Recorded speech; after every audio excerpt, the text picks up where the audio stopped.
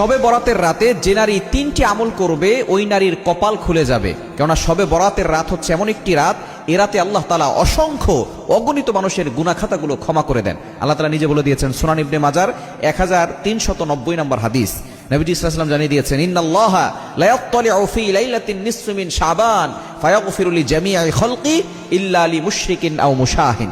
এ রাতে আল্লাহ তাআলা সন্ধ্যার পরে মাগরিবের নামাজের পরপরই আল্লাহ পাক রব্বুল আলামিন মানুষের দিকে দৃষ্টিপাত করেন, প্রথম আসমানে চলে আসেন এবং আল্লাহ পাক রব্বুল আলামিন সকলের দিকে দৃষ্টিপাত করে সকলকে সাধারণ ক্ষমার ঘোষণা করে দেন।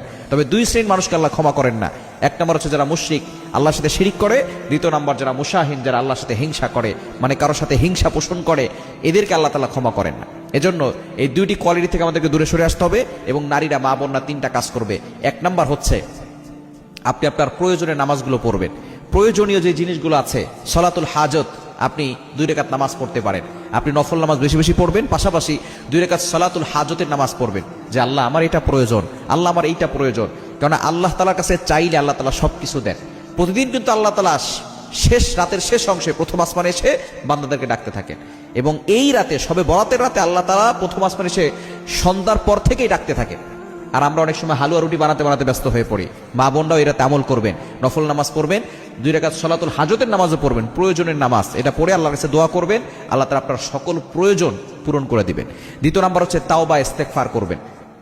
যত বেশি পারেন তাওবা করবেন, ইস্তেগফার করবেন। আল্লাহ তাআলা নিজে বলে দিয়েছেন 28 নম্বর পারার 20 নম্বর পৃষ্ঠার 2 নম্বর লাইন, সূরা তাহরিমের 8 নম্বর আয়াতে, ইয়া আইয়ুহাল্লাযীনা আমানু তুবু ইলাল্লাহি তাওবাতান নাসুহা, ও ইউ হ্যাভ বিলিভার্স, ইমানদারগণ তোমরা সঠিকভাবে তাওবা করো, তোমাদের সব গুনাহ আল্লাহ তাআলা ক্ষমা করে দিবেন। এজন্য সঠিকভাবে আল্লাহর কাছে তাওবা করতে হবে, তাওবা ইস্তেগফার করবেন, ক্ষমা প্রার্থনা করবেন। কারণ আপনি যদি এই রাতে ক্ষমা না পান তাহলে কিন্তু আপনার থেকে হতভাগার কপাল পোড়া কেউ নাই।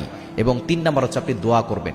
আপনার যত চাহিদা আছে এই চাহিদাগুলো, আপনার আকাঙ্ক্ষাগুলো আল্লাহর কাছে বলবেন, জিকির আজকার করবেন, কোরআন তেলাওয়াত করবেন, আল্লাহর প্রশংসা করবেন, সুবহানাল্লাহ, আলহামদুলিল্লাহ, লা ইলাহা ইল্লাল্লাহ, আল্লাহু আকবার, এবং পাশাপাশি আল্লাহর কাছে দোয়া করবেন। দেখবেন আল্লাহ তাআলা আপনার সকল হাজত পূরণ করবেন, আল্লাহ তাআলা আপনার সকল চাহিদা মিটাবেন, আল্লাহ তাআলা আপনার কপালটা